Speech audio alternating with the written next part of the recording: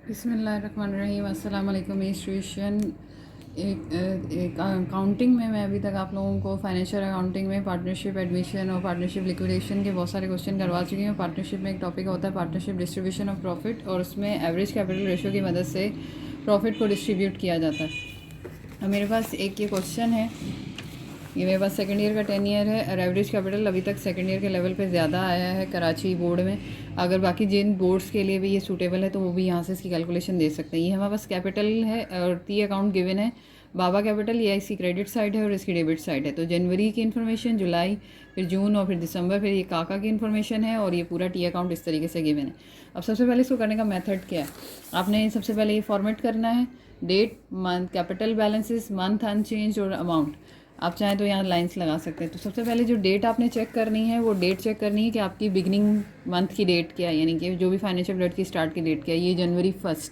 और फिर इसके बाद जो आपका टी अकाउंट गिवन है वहाँ पे नेक्स्ट मंथ की डेट कौन सी है। तो जनवरी के बाद ये दीजिए जुलाई है, लेकिन मुझे चेक करना है कि जनवरी के बीच का कोई मंथ तो नहीं गिवन है। तो अगर मैं देखूँ तो मुझे यहाँ जून गिवन है। तो ये मुझे बताएगा कि कितने मंथ तक ये जनवरी 1 का जो लाख है, लाख रुपया ही रहा, यानी कि 1 लाख इतना ही रहा। तो सबसे पहले मैं क्या लिखूँगी, यहाँ पे डेट लिखूँगी, यानी कि जनवरी 1 और वहाँ जून 1 है, तो इसका मतलब है मई 31 तक ये लाख रुपया मेरा लाख रुपया ही रहा। और ये कितने महीने के लिए होगा, 5 महीने के लिए। गिन लेंगे, जून, जनवरी, फरवरी, मार्च, अप्रैल और मई। तो 5 मंथ्स के लिए ये लाख ही रहा। फिर नेक्स्ट डेट जो मेरे पास आ रही है वो है जून की 1। अब आपने चेक करना है कि जून 1 कहाँ जाके चेंज हुई। तो जून 1 के बाद फ़ौरन ही नेक्स्ट जुलाई आ रहा है। अब ये जो 1 लाख था इसमें जून में ड्राइंग की है आपने, जून में ड्राइंग की, इसका मतलब है विड्रॉल किया। विड्रॉल करने से आपकी पैसा कम हो जाता है और ये 1 महीने के लिए रहा। तो यहाँ पे जुलाई से एक दिन के पीछे की डेट आ जाएगी जून 30। 1 लाख में से आपने 30,000 विड्रॉ कर लिया तो ये माइनस आ जाएगा। और ये कितने मंथ्स के लिए आपने इस तरीके से रहने दी, 1 मंथ के लिए। अब यहाँ पे जो नेक्स्ट डेट है वो है मेरे पास जुलाई 1। दूसरी चीज़, ये जो मेरा कैपिटल बैलेंस है ये 1 लाख में से 30 निकल के 70,000 हो गया है, वो लेंगे और देखेंगे कि अब इसमें क्या चेंज आ रहा है।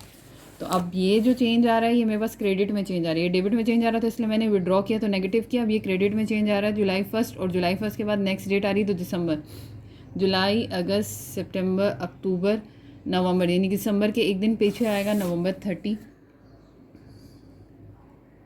और यहाँ पर हमारे पास जो 80,000 है वो इन्वेस्टमेंट हुई है तो इसलिए इसको प्लस करेंगे। और ये कितने महीने, जुलाई, अगस्त, सितंबर, अक्टूबर, नवंबर, 5 मंथ्स।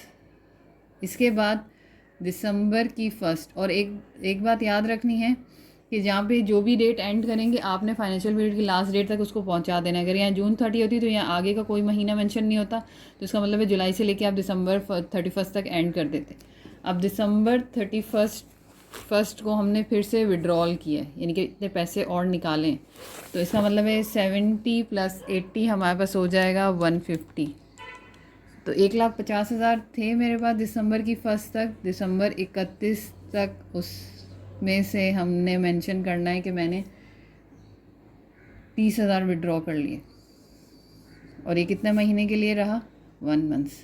तो यहाँ से मैं रिपीट कर दूँ कि आपने चेक करना है कि आपकी बिगनिंग डेट क्या है और फिर कितने मंथ तक ये लाख रुपया लाख रहा। तो वो जून 1 तक रहा था, तो हमने 1 मंथ 1 दिन पीछे की डेट डाली कि यहाँ तक कैपिटल बैलेंस अनचेंज रहा, जो कि 5 मंथ्स बन रहे थे। फिर आपने जून 1 की डेट से चेंज किया और विड्रॉ किया, तो लाख में से 30 को माइनस करेंगे क्योंकि विड्रॉल कर रहे हैं और ये डेबिट साइड पे आ रहा है कैपिटल की टी अकाउंट के लिए, इसलिए। फिर वो आपको डेट बता रहा है कि जुलाई की 1 को आपने फिर चेंजेस किए, तो इसका मतलब है ये जो कैपिटल में चेंजेस थे ये 1 महीने ही रहे, तो जून 1 से जून 30 तक, तो ये 1 मंथ। फिर जुलाई 1 से लेकर वो बता रहा था कि दिसंबर की 1 तक आपने ये इन्वेस्टमेंट की है इसके अंदर, यानी कि ये जो इन्वेस्टमेंट की है दिसंबर की 1 तक ही अनचेंज रही, बाकी आगे जाके दिसंबर में आपने चेंजेस किए। तो जुलाई की 1 से दिसंबर से एक दिन पीछे आप जाएंगे तो नवंबर 30, तो इन्वेस्टमेंट की थी जो अमाउंट होगी वो ऐड कर देंगे। ऐड करने से 150 बना, और ये जो 150 है इसके अंदर आपने दिसंबर में चेंजेस किए, 30,000 विड्रॉल किया, तो ये माइनस हो जाएगा और ये 1 महीने के लिए रहा। तो यहाँ तक आपने क्या करना है, अब इन अमाउंट्स को 1 लाख को मल्टीप्लाई करना है 5 से और डिवाइड करना है 12 से। इसी तरह से इसको कैलकुलेट करके यहाँ पे रकम लिखेंगे। ये अमाउंट मैंने कैलकुलेट की 1 लाख में मल्टीप्लाई किया 5 डिवाइड किया 12 से, तो हमारे पास आ रहा था 41,666,666, तो 2 डिजिट तक मैंने राउंड कर दिया, यानी कि पॉइंट के बाद जो 6 था उसको राउंड करके 7 कर दिया। यहाँ से फिर यही 3 आ रहा था, 3 को राउंड नहीं करते क्योंकि पॉइंट के बाद 5 को तो राउंड करते हैं। फिर इसको सॉल्व किया तो ये पूरी वैल्यू आ रही थी, और इसको सॉल्व किया 10,000, सबको जमा किया तो मेरे पास 1,20,000 आ गई। अब नेक्स्ट जो है एवरेज कैपिटल, वो है काका का, उसकी कैलकुलेशन करते हैं। अब इसके टी अकाउंट के एनालिसिस करते हैं। तो सबसे पहले काका का कैपिटल जनवरी फर्स्ट के बाद हम देख रहे हैं यहाँ पे जुलाई है लेकिन इधर अप्रैल भी है, तो इसका मतलब है जनवरी फर्स्ट की जो 2 लाख की इन्वेस्टमेंट थी वो अप्रैल की फर्स्ट, यानी इसके एक दिन पीछे मई 30 तक सेम रही, क्योंकि अप्रैल की फर्स्ट को आपने चेंज कर दिया। तो यहाँ पर मैं लिखूँगी जनवरी की फर्स्ट से मार्च 31 तक जो आपका कैपिटल बैलेंस था वो 2 लाख रहा। और ये कितने महीने हैं? जनवरी, फरवरी और मार्च, 3 महीने। दूसरा, आपका अप्रैल की फर्स्ट को आपने चेंज किया, और ये जो अप्रैल की फर्स्ट को चेंज हुआ है इसका नेक्स्ट चेंज आपका जा रहा है जुलाई की फर्स्ट, यानी कि जुलाई के एक दिन पीछे जाएंगे तो जून 30। इस 2 लाख में ये जो अप्रैल वाली डेट थी, यानी कि अप्रैल की डेट में ये क्रेडिट साइड पर ही आया। जब ये क्रेडिट साइड में ही आया तो आपने अप्रैल में जो चेंज किया उसमें आपने इन्वेस्टमेंट किए, तो 2 लाख में ये 20,000 प्लस हो जाएगा, और ये 20,000 आपने जुलाई की फर्स्ट तक सेम रखा। तो ये हमारे पास अप्रैल, मई और जून 3 महीने।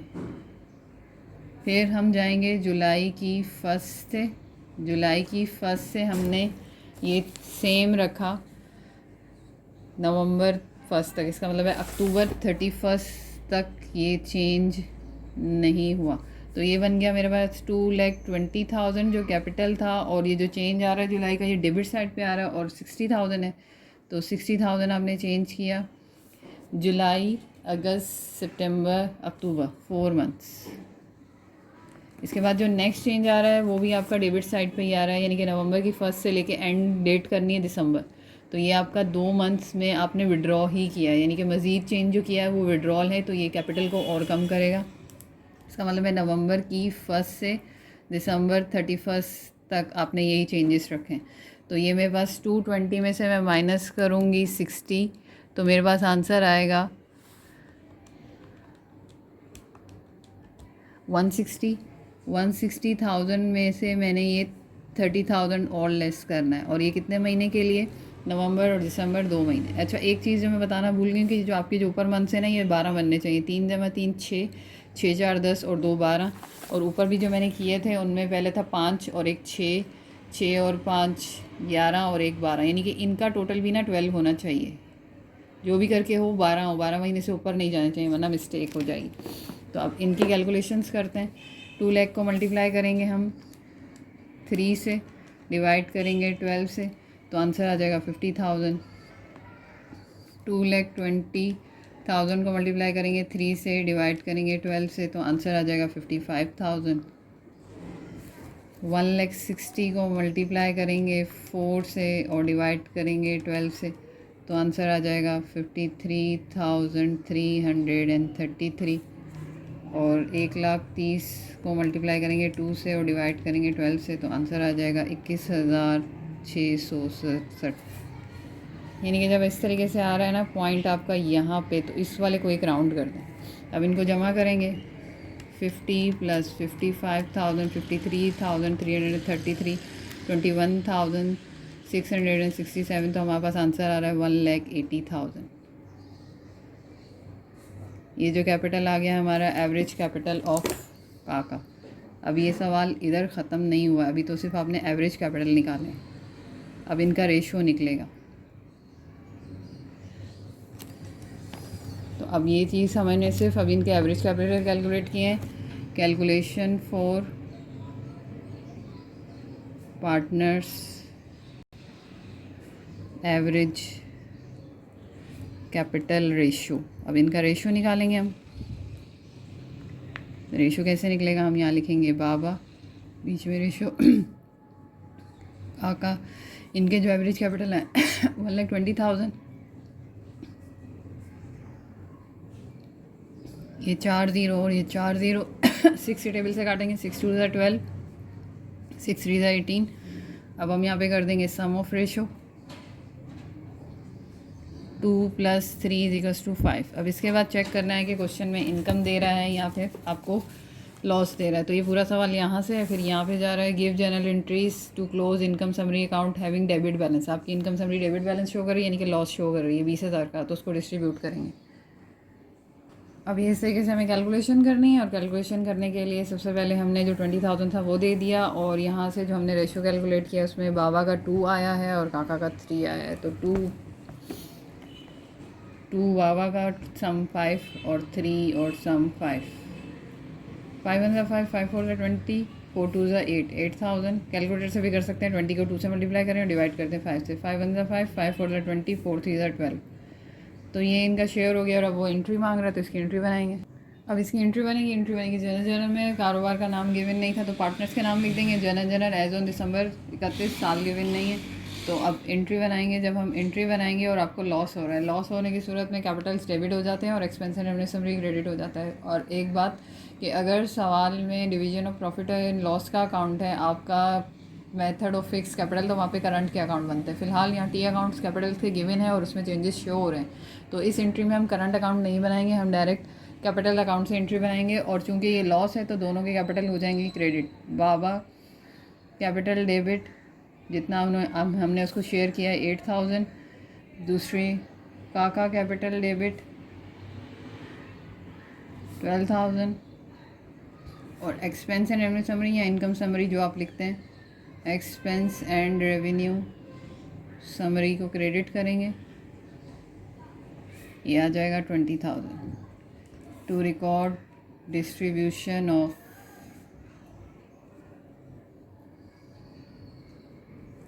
लॉस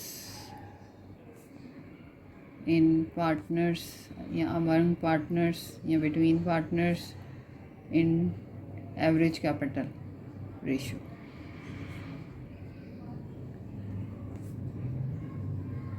तो ये सवाल है, ये इस तरीके का सवाल आ सकता है, तो ये देख लीजिएगा।